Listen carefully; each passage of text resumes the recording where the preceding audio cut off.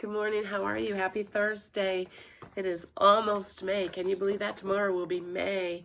We are reading chapter 13, the last chapter, in Mercy Watson. Something Wonky This Way Comes by Kate DiCamillo and illustrated by Chris Van Dusen. I'm going to have to find another book to read because I don't have any more Mercies. We've read them all. Chapter 13, Mercy was having a wonderful time. She consumed a large amount of buttered popcorn, and now people were chasing after her. Mercy loved to chase. She ran faster. She kicked up her heels. There she is. Isn't she just a porcine wonder? Gotcha, shouted Francine. Francine netted Officer T. Yippee-I-O, shouted Leo Ninker. He lassoed Francine. Fascinating, said Alfred P. Simply fascinating. Look, there's Francine throwing a net over Officer T. There is, can't see backward. There's Leroy lassoing Francine, and then there's Alfred P. going, interesting, fascinating, simply fascinating. There was the sound of a siren.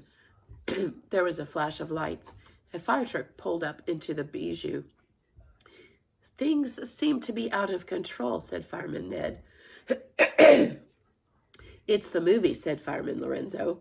They make people crazy. I didn't know that, did you? Actually, said a man standing next to Ned, I think the pig is making people crazy. Holy smokes, I know that pig, said Lorenzo. That's that toast-loving pig from Decawoo Drive. I'll tell you, said the man standing next to Ned. This is way better than any movie I've ever seen. It's all been fascinating, simply fascinating. Oh, who is this guy standing next to the fire people? Alfred P., yes. I guess it's time for us to come to the rescue, said Ned. We should do only what firemen can do, said Lorenzo. Ned and Lorenzo took off running. Ned and Lorenzo ran very fast. Ned and Lorenzo caught up with Mercy. Hey, said Ned, how about some toast? Yes, said Lorenzo. How about some toast with a great deal of butter? There they go. Mercy stopped running. Mercy sat down. Mercy thought really hard. Toast sounded like an excellent idea to her. Toast always sounded like an excellent idea to her.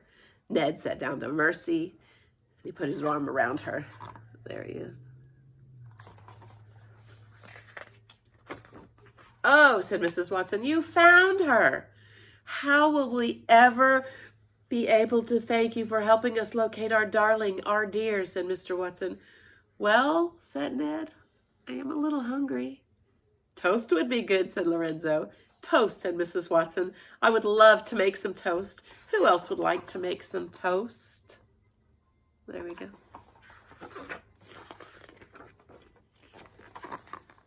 There they are.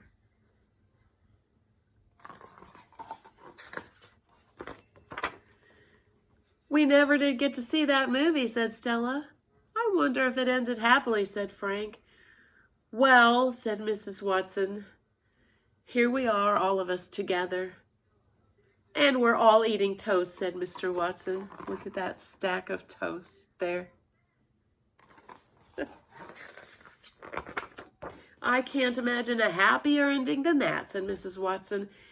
It's the happiest possible ending, said Baby Lincoln. It's almost like a love story. It is a love story, said Mr. Watson. And it's very inspirational, said Mrs. Watson.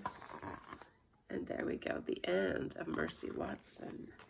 Today, we are reviewing because it's the end of our domain already. Can you believe that? So, as you recall, I usually ask you some riddles, and I'm going to do that today. I invented a stove, bifocal glasses, a rocking chair, and many other things. Who am I? Think, think, think. Benjamin Franklin, yes. I'm one of the symbols of the United States, and I can be seen outside Independence Hall in Philadelphia. What am I? Think, think, think. The Liberty Bell. I'm a bird on the U.S. seal. What kind of bird am I? That's right, a bald eagle. I left my home in Monticello to become number 3 president of the United States of America. Who is that? Thomas Jefferson, that's right. I'm the day that fireworks displays light up the skies in America as people celebrate Independence Day. What day am I? The 4th of July. Right. I'm a symbol of the United States that has 50 stars and 13 stripes. What am I? That's right, the flag. And I'm going to ask you some more questions.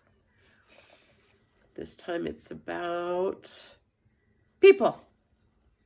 I was Commander-in-Chief of the Continental Army that defeated the British Army at Yorktown, winning the war for the Americans. Who would have been that? The Commander-in-Chief. Big boss of the military, the Army. George Washington, yes. I invented many things, including bifocals, a rocking chair, and a lightning rod. Who was that? Remember? Benjamin Franklin, yes. I left Monticello to become the number 3 president of the United States. We just mentioned him, didn't we? Thomas Jefferson. Number 4 says, I love spending time with Mount Vernon with my wife, Martha. Who did that? Who lived at Mount Vernon when he was done? George Washington, number 1 president of the United States. I wrote the Declaration of Independence. Who was that? Thomas Jefferson. I wrote wise sayings and included them in my famous book, Poor Richard's Almanac. Who was that? Benjamin Franklin, yes. I was the number 1 president, the first president of the United States of America, George Washington. That's right, I said that really quickly because we already mentioned that, didn't we? We were patriots and founding fathers who signed the Declaration. Who did that? George Washington, Benjamin Franklin, Thomas Jefferson. Okay, now that is the end of Domain 11, A New Nation. Wait till you hear tomorrow what the new domain is. Okay, I love you and I will see you tomorrow. Bye.